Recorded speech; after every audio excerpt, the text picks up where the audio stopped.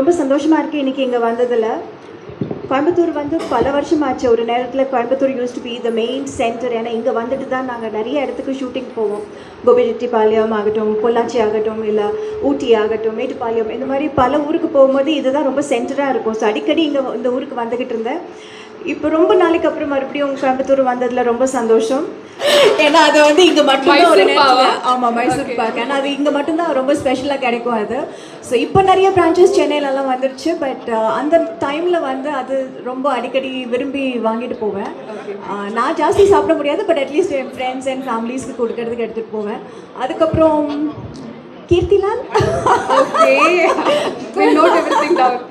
And of course, I do a lot of in the dress shopping கூட நிறைய பண்ணுவேன். So ஜாஸ்தி time இருக்காது, பட் இருக்கிற அந்த அதாவது அந்த போகிற வழியில் அப்படின்னு சொல்லுவாங்கள்ல, இந்த ஏர்போர்ட்டுக்கு போகிற வழியில், ரயில்வே ஸ்டேஷன் போகிற வழியில் அப்போ டைம் கிடைக்கும் போது ஒரு ½ hour அப்படி ஏறி இறங்கி அந்த மாதிரி.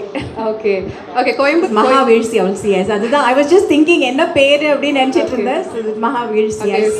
ரொம்ப சந்தோஷமாக இருக்குது. அந்த கோவை தமிழ் மறக்கவே முடியாது, கொங்கு தமிழை வந்து மறக்கவே முடியாது. இங்கேருந்து நிறைய பேர் வந்து சென்னையில் பெரிய ஆர்டிஸ்டாக வந்திருக்கிறாங்க, எல்லோரும் எனக்கு ஃப்ரெண்ட்ஸாக இருக்கிறாங்க.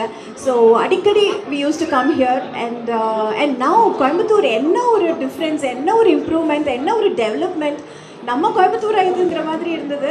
It's really nice to see this place really flourish.